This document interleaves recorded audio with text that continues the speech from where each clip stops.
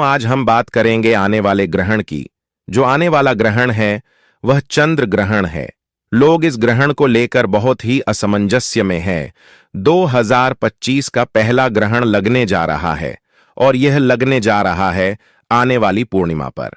तो इसको लेकर है 13 तारीख को है, 13 मार्च को या 14 मार्च को। होली वाले दिन होगा या होली के अगले दिन होगा, क्योंकि पूर्णिमा दोनों ही दिन है। तो ग्रहण का सही समय क्या रहेगा, कितने बजे से कितने बजे तक ग्रहण रहेगा, सूतक का समय क्या होगा, कितने बजे से कितने रहेगा, रात में कितना प्रभाव होगा, कहां कहां यह दिखाई देगा, साथ ग्रहण के समय आपको क्या नहीं करना चाहिए, गर्भवती जो माताएं बहनें हैं उनका पत्नी चाहिए, बुजुर्गों को क्या ध्यान रखना चाहिए, सामान्य जन को क्या ध्यान रखना चाहिए, और यह जो ग्रहण है यह कितना बड़ा ग्रहण होगा, क्या यह बहुत ही पूर्ण ग्रहण होने वाला है, बहुत ही खतरनाक कुछ ऐसा होने वाला है, क्या यह संपूर्ण जन्म से प्रदान की जाएगी। दोस्तों, आपकी जानकारी के लिए बता दें, यह एक प्रतिष्ठित धार्मिक वेद पुराणों पर आधारित चैनल है। अभी जानकारी देने जा रहे हैं वह सब प्रतिशत सत्य और पूर्ण इधर उधर की बातें नहीं करते हैं। जो सच होता है वही आपको बताते हैं, जो पुराने में लिखा होता है, जो पुराने में हमने पढ़ा होता है, जो पंचांग कहते हैं, समय आदि मुहूर्त आदि के बारे में, वही हम आपको जानकारी यहां पर देते हैं। आई बात करते हैं आने वाले ग्रहण की। ग्रहण के दुष्प्रभाव से बचने के लिए कमेंट बॉक्स में अवश्य लिखिएगा, जय शिव शंकर, हर हर महादेव। भगवान शंकर अवश्य ही पूरी शक्तियों से आपकी सदा रक्षा करेंगे और ग्रहण का कोई भी दुष्प्रभाव आपको प्रभावित नहीं कर पाएगा। देखिए, 2025 का जो ग्रहण है ना, वह आप सभी जानते हैं। हमने अभी आपको बताया कि यह चंद्र ग्रहण होने जा रहा है और इसी महीने में दूसरा सूर्य ग्रहण भी लगने वाला है। उसके लिए भी हम आपको अवश्य जानकारी देंगे। यह भी जान लीजिए कि 2 ग्रहण इस महीने लगने वाले हैं। मार्च के अंदर होता क्या है, लेकिन हमारा उद्देश्य होता है कि सामान्य से सामान्य व्यक्ति भी चीजों समझ सके। यही हमारा उद्देश्य है, इसीलिए बताना आवश्यक होता है कि ग्रहण होता क्या है। वैज्ञानिक दृष्टि से क्या है कि जो ग्रहण है वह एक खगोलीय घटना है जो अंतरिक्ष में घटित होती है, परंतु आध्यात्मिक दृष्टि से अगर हम देखें तो हमारे मानता है इसका प्रभाव पृथ्वीवासियों पर पूरा पूरा होता है। इसीलिए ग्रहण के समय कुछ सावधानियां बरतने की सलाह दी जाती है। ग्रहण के समय कुछ कार्य ऐसे होते हैं जिनको नहीं करना चाहिए, और ग्रहण के समय कुछ विशेष लोगों को तो बहुत अधिक सावधान रहने की आवश्यकता होती है। ग्रहण जो है यह खगोलीय घटना इस प्रकार से घटित होती है। आप जानते हैं कि सूर्य के चारों ओर पृथ्वी चक्कर लगाती है और पृथ्वी के चारों ओर चंद्रमा चक्कर लगाता है। इस प्रकार से यह तीनों ही अपनी दूरी में है, परंतु पृथ्वी और चंद्रमा अपनी धुरी में घूमते हुए भी चक्कर लगाते हैं। तो एक अवस्था ऐसी आ जाती है जिस अवस्था में सूर्य और पृथ्वी के बीच में चंद्रमा आ जाता है। चंद्रमा के बीच में आ जाने से सूर्य का प्रकाश पृथ्वी तक नहीं पहुंचता है, और इस अवस्था को कहा जाता है सूर्य ग्रह। जो ग्रहण है ना 3 प्रकार का होता है, पूर्ण ग्रहण, आंशिक सूर्य ग्रहण और बलिया जाकर सूर्य ग्रहण वाले जाकर को रिंग ऑफ फायर के नाम से भी जाना जाता है।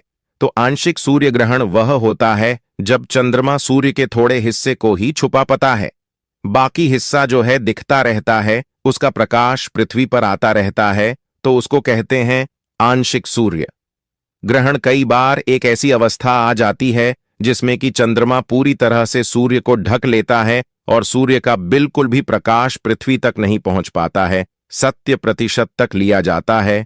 उसको कहते हैं पूर्ण सूर्य ग्रहण की। वह तब होता है जब चंद्रमा सूर्य के बिल्कुल केंद्र में आ जाता है। केंद्र में आ जाता है वह इस प्रकार से जो ऊपर की जो लेयर होती है न ऊपर ही सकता है, वह एक अग्नि के समान दिखाई देती है, गोल अग्नि के समान। इसीलिए उसको कहते हैं रिंग ऑफ फायर। एक रिंग के जैसी दिखाई देती है, गोल्ड और चमकती हुई अवस्था होती है, जिसे हिंदी में वाले बल्य आकार सूर्य ग्रहण भी कहा जाता है। इसी प्रकार से जब सूर्य और चंद्रमा के बीच में पृथ्वी आ जाती है, उसे अवस्था में चंद्र ग्रहण लगता है।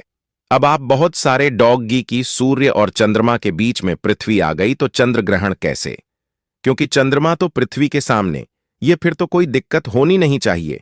दर्शन आप में से बहुत सही बुद्धिजीवी जानते होंगे कि चंद्रमा का अपना कोई प्रकाश नहीं है, चंद्रमा चमकता है सूर्य के प्रकाश से। जब सूर्य का प्रकाश चंद्रमा पर पड़ता है तो वह प्रकाशित होता है और दिखता है कि हाँ, देखी कितना सुंदर दिखता है।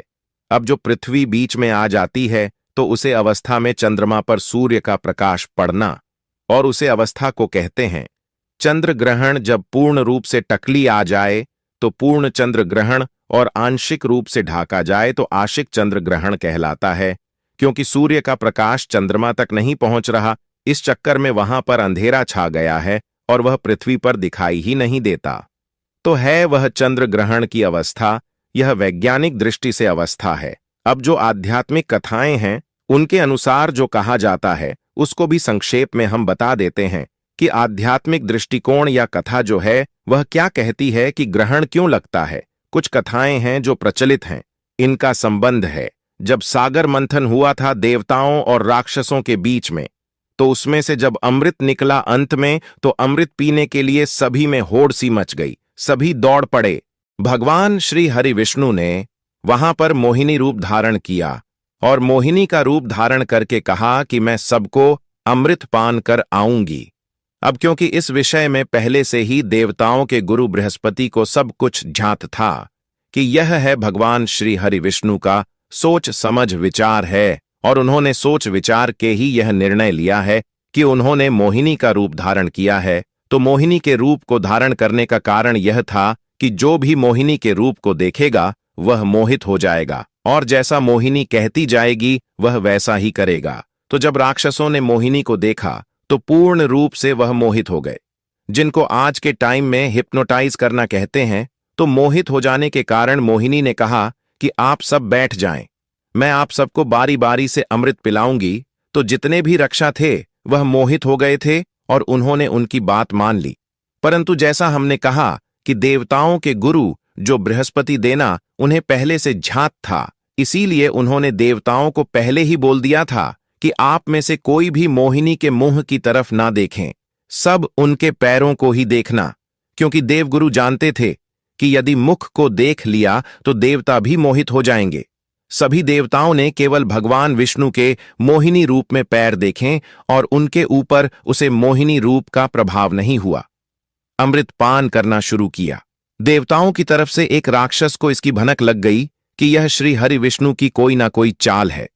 देवताओं के लिए वह चुपके से जी पंगत में जिस लाइन में देवता बैठे थे उसे लाइन में जाकर बैठ गया, और जैसे ही मोहिनी रूपधारी भगवान श्री हरि अमृतपान करते हुए उसे तक पहुंचे, उसने अमृतपान करना आरंभ किया ही था कि उसकी बगल में बैठे चंद्रदेव और सूर्यदेव को यह सब पता लग गया कि यह राक्षस है। तो उन्होंने तुरंत ही भगवान को बता दिया कि प्रभु यह चल से यहां बैठा है और देश बदल के यहां बैठा है तो राक्षस है।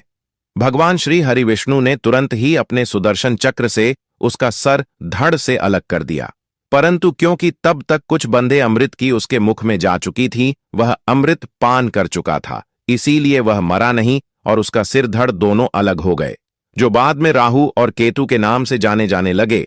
तो यह कथा सुनाई जाती है कि राहु और केतु उपयोग के झात हुआ कि चंद्रमा और सूर्य की वजह से ही वह पकड़ा गया है और उसका सर काटा गया है।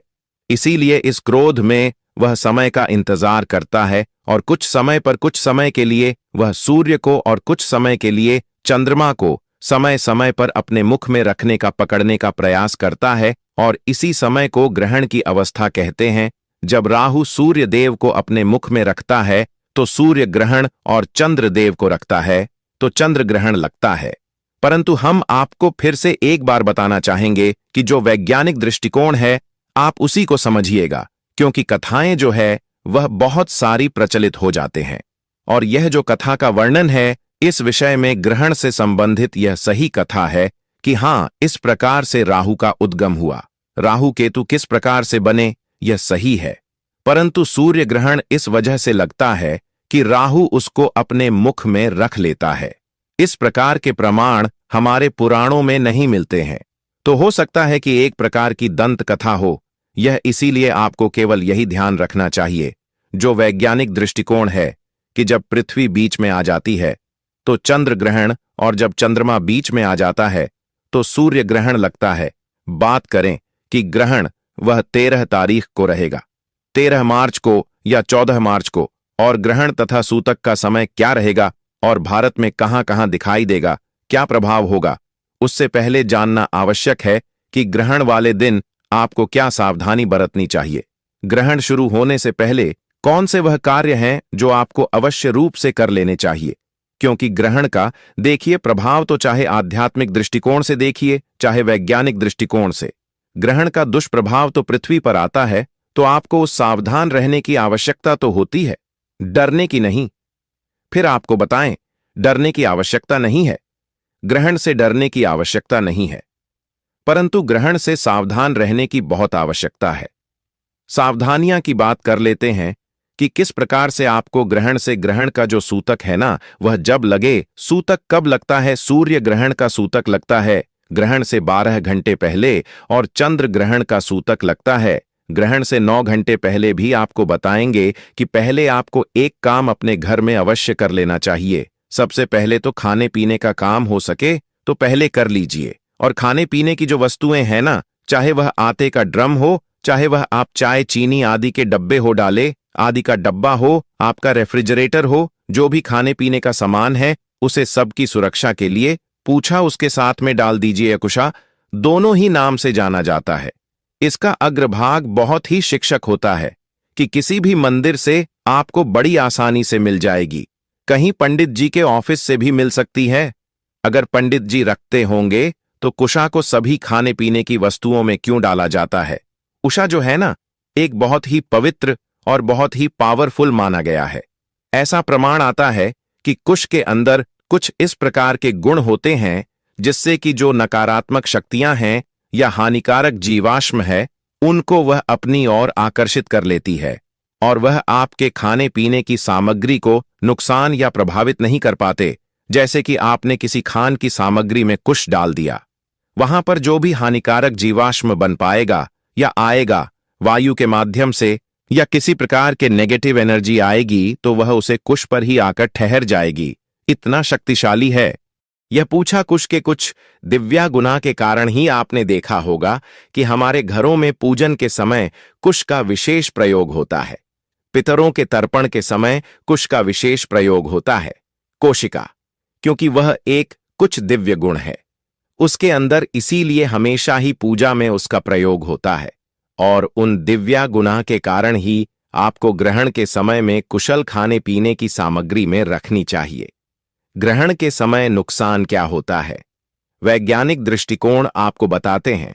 वैज्ञानिक दृष्टिकोण यह कहता है, आप जब इसको समझेंगे तो आप खुद रिलायंस कर पाएंगे कि हां, इसमें बहुत कुछ सत्यता है कि जब सूर्य का प्रकाश पृथ्वी पर नहीं आता है ना, तो उसे अवस्था में पृथ्वी पर बहुत ही सूक्ष्म जीवाश्म जो कि हानिकारक जीवाश्म होता है वह पैदा हो जाता है।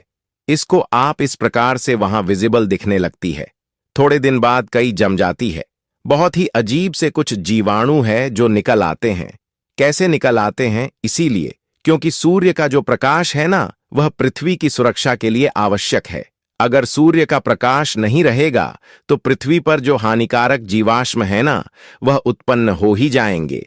अब क्योंकि बहुत लंबे समय तक नहीं सूर्य का प्रकाश रहता तो वह हमें देखना भी लगते हैं, परंतु कुछ समय के लिए भी यदि सूर्य का प्रकाश जाता है तो उसे अवस्था में भी जो अति सूक्ष्म देव जीवाश्म है वह वायुमंडल में आ सकते हैं, और वह स्वास्थ्य के माध्यम से या भोजन के माध्यम से यदि आपको का खाना रखा हुआ है और उसको ढाका नहीं गया है, उसमें कुछ आदि नहीं है, तो वह जो जीवाश्म है वह आपकी भोजन के संपर्क में आएंगे। जब आप भोजन सामग्री को प्रयोग में लेंगे तो मैं आपके अंदर जाएंगे और आपको नुकसान पहुंचा सकते हैं। कहा जाता है कि आपको खाने पीने की सामग्री में कुशल आदि डाल देनी चाहिए, जिससे कि जो हानिकारक जीवाश्म एकत्रित हो जाए। तो पहले कार्य तो यह कि सूतक लगने से पहले खाने पीने की सभी सामग्री में आपको डाल दीजिए। उसके बाद दूसरा यह कि जो भोजन अधिकारी है उनको पहले से ही कर लीजिए, परंतु जो सूतक का समय होता है वह बहुत लंबा होता है। इतने अधिक लंबे समय तक भूखे रहना बड़ा मुश्किल होता है। आप सूतक के समय यदि कुछ विशेष हालत है तो भोजन कर सकते हैं, क्योंकि 12 घंटे तक तो भूख नहीं रखा जा सकता। भोजन करेंगे तो सावधानी का सावधानी, साफ सफाई की सावधानी बार बताइएगा। ताज बना हुआ भोजन ही ग्रहण कीजिए। ग्रहण का समय चल रहा हो, ग्रहण लग रहा हो, उसे अवस्था में भूलकर भी भोजन नहीं कीजिएगा। उसे समय तो आपको भोजन को हाथ भी नहीं लगाना है। भोजन आदि कार्य जो है आप उसको समय से पहले कर लीजिएगा, ग्रहण से पहले कर लीजिएगा। ग्रहण के समय आप भक्ति कीजिएगा, भगवान के मंत्र जपिएगा। जो ऑफिस जाने वाले लोग हैं वह ऑफिस जाएंगे, जो आपके घर के काम है आप उनको करेंगे। सावधानी, यह भारत नहीं है कि ग्रहण के समय आपको बाहर नहीं निकलना है, आसमान की ओर नहीं देखना है, क्योंकि आसमान से आने वाली किरणें आपकी आंखों को आपको नुकसान पहुंचा सकते हैं। विशेष रूप से गर्भवती माताएं बहनें जो है उनको अधिक सावधान रहने की आवश्यकता होती है, उनको अधिक सावधानी बरतने की सलाह दी जाती है। उनके लिए विशेष रूप से हम बताएंगे कि क्या क्या कार्य उनको नहीं करने चाहिए। जो सामान्य ज्ञान है उसे भी ग्रहण के समय में बाहर निकलने से बचना चाहिए। जितना हो सके आपका वार्ड एरिया में रहिए, अपने घर पर रहिए। अगर ऑफिस में है तो ऑफिस के अंदर रहे। जब तक बहुत अधिक कोई मजबूरी ना हो आप बाहर न निकले। ग्रहण के समय कुछ भी खाने पीने की मन ही होती है। खाना पीना आपको नहीं चाहिए, क्योंकि आजकल सभी गोपाल जी रखते हैं, करते हैं। तो आप अपने मंदिर के जो पर्दे हैं वह ग्रहण शुरू होने से पहले ही आवश्यक रूप से कर दीजिएगा, क्योंकि ग्रहण के समय भगवान के प्रति खुला नहीं होते हैं।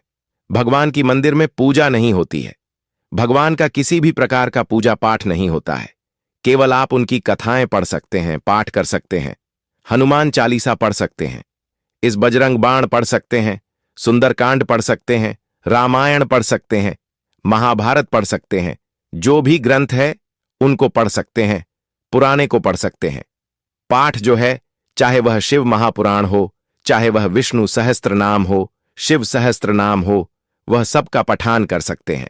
परंतु जो पूजा होती है ना, आप जहां भगवान को कुछ अर्पित कर रहे हैं वह नहीं होता है, भोग नहीं लगता है, भगवान की आरती नहीं होती है। ग्रहण शुरू होने से पहले अपने घर के जो मंदिर है उसके पर्दे बंद कर दीजिए। भगवान को भूख आदि का कार्य भी आप ग्रहण के समय में, और ग्रहण समाप्त हो जाएगा उसके बाद ही शुद्ध करने के बाद आप भगवान को भोग लगाएंगे पर्दे खोल के। तो यह जो एक कार्य है शुरू होने से पहले कर लेना चाहिए। मंदिर के पर्दे आदि करने का, भोग लगाने का यदि समय है तो समय से पहले ही लगा दीजिए, अर्थात जो सूतक लगने वाला है उससे पहले ही लगा दीजिए।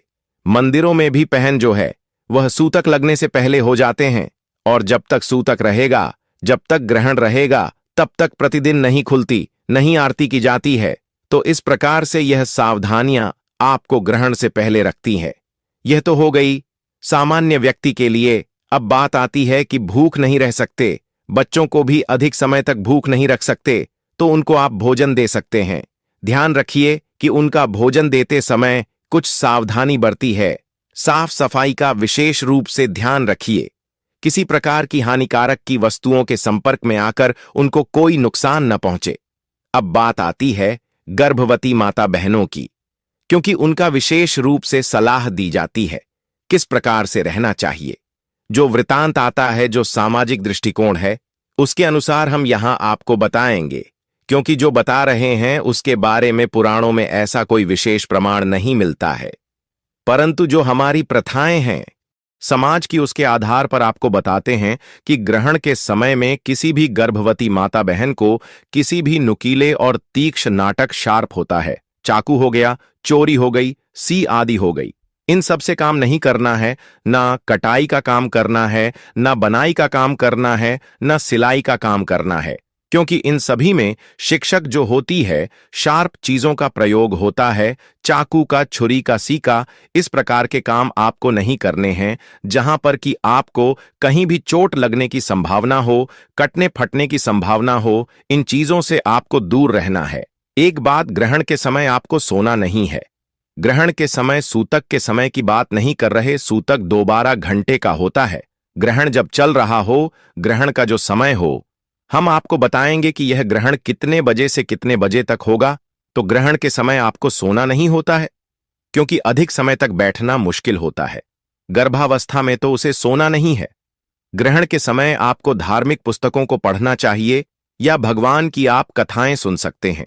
आजकल तो पॉडकास्ट भी बहुत सारे हैं और इंटरनेट पर बहुत ऑप्शंस है, जहां पर आप धार्मिक कथाएं देख सकते हैं, सुन सकते हैं। सुनिए, हमारे चैनल पर भी विष्णु सहस्त्रनाम आपके लिए अपलोड किया गया है। विष्णु सहस्त्रनाम को आप ग्रहण के समय अवश्य पढ़ेगा। ग्रहण के दिन आपको पढ़ना चाहिए। वैसे भी पूर्णिमा का दिन है, सुनना चाहिए और सुन सकते हैं। धार्मिक चीजों को पढ़ाते हुए हैं, आपको यह समय व्यतीत करना चाहिए जहां तक खाने पीने की आवश्यकता है। सूर्य ग्रहण या चंद्र ग्रहण जो भी है, उसके शुरू होने से पहले यदि ग्रहण बहुत लंबा है, अधिक समय का है, तो उसे समय और भूख भी बहुत लगी हो, तो गर्भावस्था में हम भी नहीं कहता कि बहुत अधिक समय तक आप भूखे रहे, तो सावधानी पूर्वक तरीके से आप खा सकते हैं। आप सावधानियां का ध्यान रखना होगा और ग्रहण के समय आपके घर से बाहर न जाए। और क्योंकि आज का समय है, हमारी बहुत सी मात्राएं बहाने जो वर्किंग होती हैं उनको ऑफिस जाना होता है। आप ऑफिस के अंदर रहे या तो घर के अंदर रहे या तो ऑफिस के अंदर रहे, पर आप ग्रहण के समय में घर से बाहर न निकले और ऑफिस से बाहर न निकले। ऐसे स्थान पर ना रहे जहां की आप आसमान पार्क में आते हो। यही सावधानी आपको बरतने की आवश्यकता है। एक चीज और जो सलाह के रूप में बताएंगे, लोग बहुत अधिक डरते हैं। ग्रहण के समय में गर्भवती माता बहनों को आपको डरने की आवश्यकता नहीं है। ऐसा नहीं है कि जबरदस्ती आपको कोई नुकसान देने वाला है। आपको सावधान रहने की आवश्यकता है। तो आपके मन में अगर किसी भी प्रकार का डर है, ग्रहण को निकाल दीजिए। डरिए नहीं जिससे कि आपको किसी प्रकार की अप्रिय घटना का सामना न करना पड़े।